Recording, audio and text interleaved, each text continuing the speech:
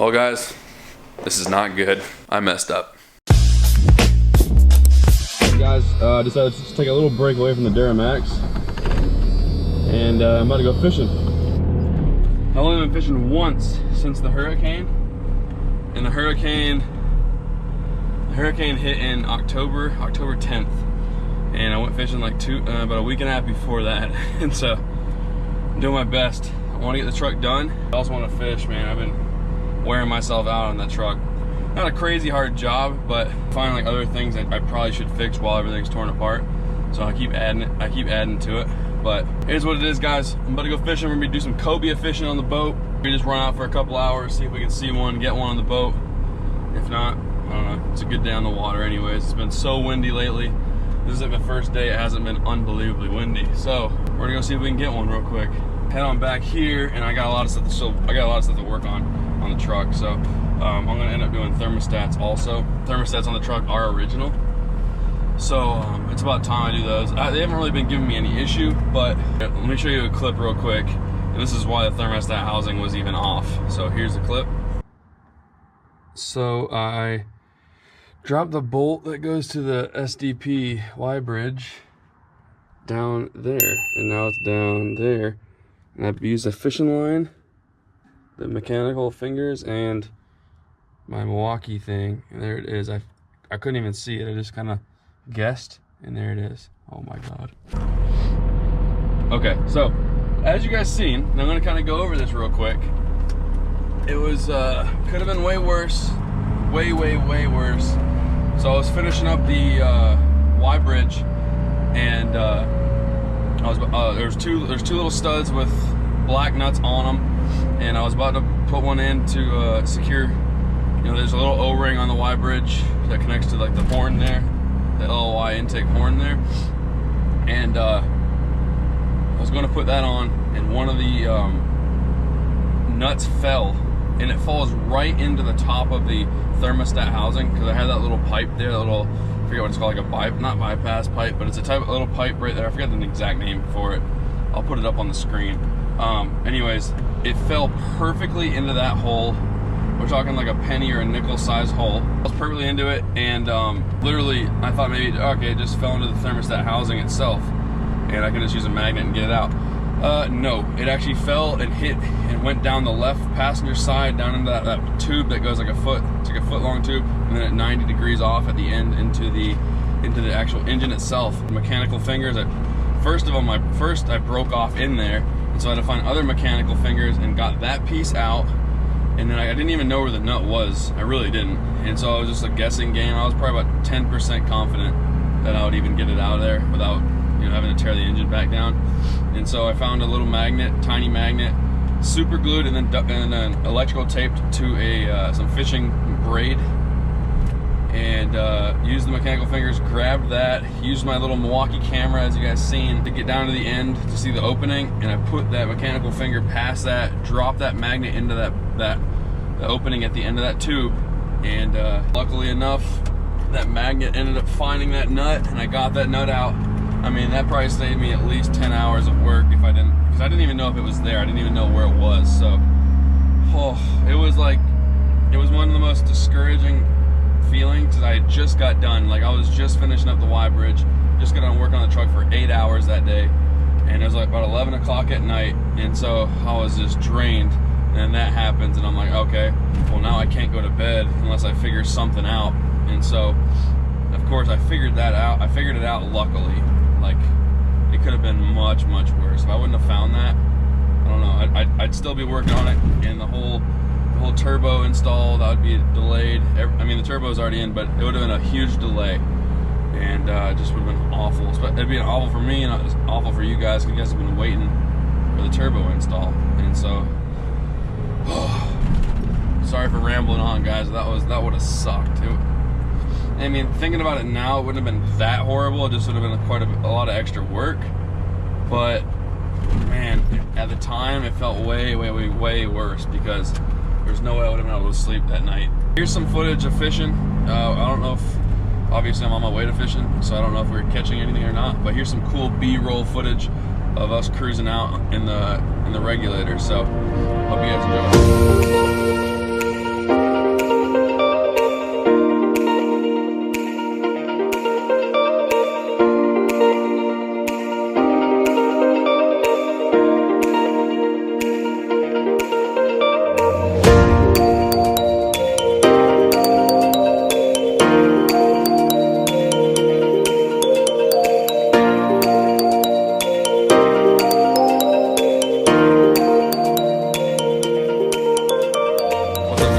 Yes, I'm this dirty.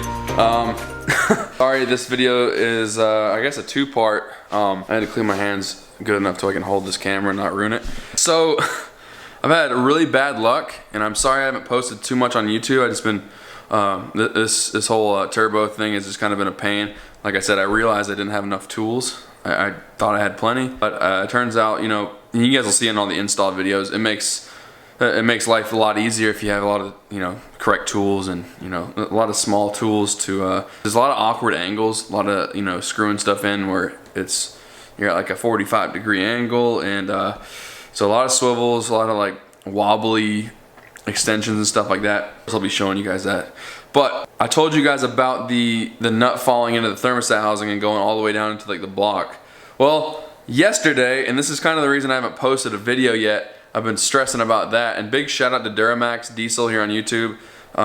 He's a wizard on Duramax. I've been talking to him, and luckily I ended up getting it out. That same nut, believe it or not, as I was putting in the Y bridge, the actual horn in the Y bridge, that nut fell into the Y bridge, bounced in the Y bridge, and went all the way to the back of the intake manifold into one of the ports on the head. And I could not find it, literally could not find it. It went into the port, and I couldn't get anything back there to reach down in there, because it's like, you got like probably this far of a gap to go all the way back, and then of course you gotta make that turn down into the port. And I wish I could show you guys more. I'll show you guys here in a second right now on the GoPro, kind of what it looks like. All right guys, let me, okay. Here's what we got going on. As you guys can see, the runner is completely off the driver's side, and of course I already went over this a little bit. I could not get to that nut that fell, which I'll show you guys real quick. I'm gonna go in the house. I'm actually gonna close this back down. That furthest port you guys probably can't see is where it fell down. So here, let me close this. All right guys, so as you guys seen under the hood, I just want to kind of fill you guys in. If you guys see me all dirty talking to you, that was right after I was able to retrieve this. So I'm going to kind of go into more detail of what actually happened, okay? So this was all on, the runner was on, the Y bridge was in place, of course, just like this. Sitting like this. This is for the actual like horn on it. There's a stud right there. This slipped off the stud, bounced into the Y bridge, bounced all the way to the back right here. I had no idea it bounced that far. I figured it would be like in one of the closest ports, like right here. Nope. Goes to the furthest one. So I spent most of my time checking these closer ports with the magnet and lights and my little camera and all that. And I really couldn't get too far back to check anything, because there's only like this far. I mean, you can only go so deep in the back there, making that 90-degree turn and then being able to push it down that port further. So, and I wasn't very confident that I would even be this far back, because I didn't hear any bounce, no metal on metal, no rattling around to get back here. It just, all I heard was the metal hitting this, and that was it, gone. So I figured it would just be laying up in here somewhere. Nope, back there. So I decided to pull this off, and big shout out to Duramax Diesel. Like I said, guys, super helpful. I was talking to him on the phone. He's kind of giving me some pointers on what he would do. And also Scott from SDP, probably thinks I'm an idiot, but he just kind of said, you know, use a wire or something, stick it down those ports and see if you can get it. Of course, worst case scenario, pull the runners off, and that would have sucked. And of course, that ended up getting to that point. But I was able to pull the turbo out in about 30 minutes, super fast, and I was able to get this out in another 45 minutes. So didn't have much getting it out. I spent a lot of time fishing for it without having to do this. But you know, it ended up coming down to this, took this off, and then literally the first port I checked was this furthest back one, and click, boom, on the magnet. I was like, no way, you know, because just didn't make sense. It didn't make sense how it made it that far, because it wasn't like there was a lot of force when it dropped in there, but it just apparently, it 1 in a million, never would happen again. But yeah, so that's what happened, guys. Hoping to have this thing all put together by Friday night, and I'm hoping to have a video up by Saturday, or you know, at Saturday night, have the truck running the first startup, and then you guys can look forward to the follow-up videos with the installs and all that. So yeah, I wanted to fill you guys in. That's what happened. You guys are probably gonna roast me in the comments for this is a rookie move, but oh well, not a big deal.